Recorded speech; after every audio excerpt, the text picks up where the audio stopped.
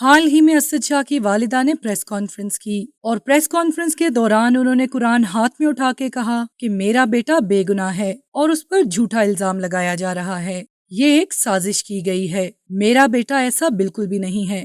میں نے اس بچی کی ماں کو آج تک حویلی میں نہیں دیکھا۔ جب یہ بچی بیمار ہوئی تھی تو اسد شاہ بہت پریشان ہوئے اور اس کا علاج بھی انہوں نے گھر بلا کر ڈاکٹر سے کروایا۔ جب بچی فوت ہو گئی تو اسد شاہ کافی روئے بھی تھے۔ میرے بیٹے کو فی الفور رہا کیا جائے۔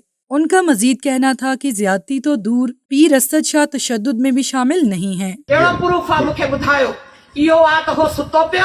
ننھی بچی فاطمہ کے والدین نے گھر کے افراد کے ساتھ ساتھ باقی ملازمین کو بھی تفتیش میں شامل کرنے کا مطالبہ کیا ہے۔ انہوں نے کہا کہ جن لوگوں نے میری بیٹی کی باڈی حویلی سے لائی ان کو بھی شامل تفتیش کریں تاکہ سچ سامنے آئے۔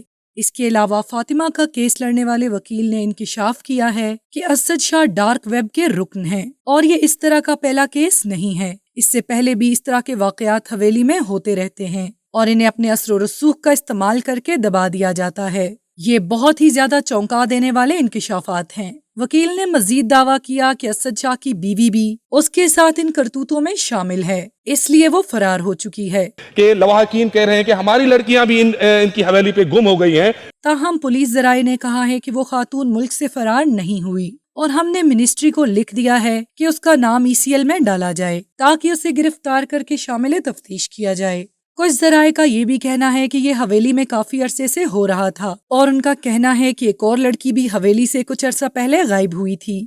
فاطمہ کی میڈیکل رپورٹ نے ان انکشافات کو مزید تقویت دی ہے۔ بچی نہ صرف تشدد بلکہ جنسی زیادتی کا بھی نشانہ بنائی گئی۔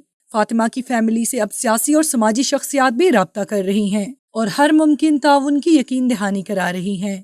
ابھی حال ہی میں ذوالفقار جونیئر نے بھی ان کے گھر کا دورہ کیا اور ان سے اتنے بڑے سانحے کی تعزیت کی اور انہوں نے کہا کہ ہم آپ کی دکھ میں برابر کے شریک ہیں اور ملک کے حالات بہت خراب ہو چکے ہیں، اسی لیے یہ واقعات زیادہ ہو رہے ہیں۔ ان واقعات کی روک تھام کے لیے اقدامات کرنا ضروری ہیں۔ سندھ کی بیٹی ام اور باب چانڈیو بھی بے گناہ فاطمہ کے گھر پہنچ گئیں، ان کی والدہ کو تسلی دی اور ان کے قاتلوں کو عبرت کا نشان بنانے کا مطالبہ کیا۔ اس واقعے پر قصور میں درندگی کا شکار بننے والی معصوم زینب کے والد امین انصاری بھی چپ نہ رہ سکے۔ انہوں نے فاطمہ کے مجرموں کو عبرتناک سزا دینے کا مطالبہ کیا ہے۔ اپنے ویڈیو بیان میں انہوں نے کہا ہے کہ اگر زینب کے مجرموں کو عبرتناک سزا ملتی تو یہ دن کسی کو بھی نہ دیکھنا پڑتا۔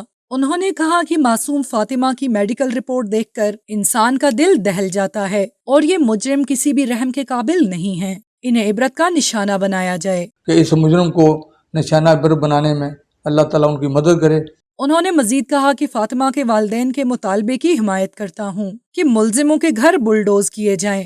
امین انصاری نے چیف جسٹس آف پاکستان اور سندھ حکومت سے مطالبہ کیا ہے کہ اس کیس میں انصاف کو یقینی بنایا جائے تاکہ مستقبل میں ایسا کوئی واقعہ پیش نہ آئے۔ To watch more videos, please subscribe to our channel and click the bell icon.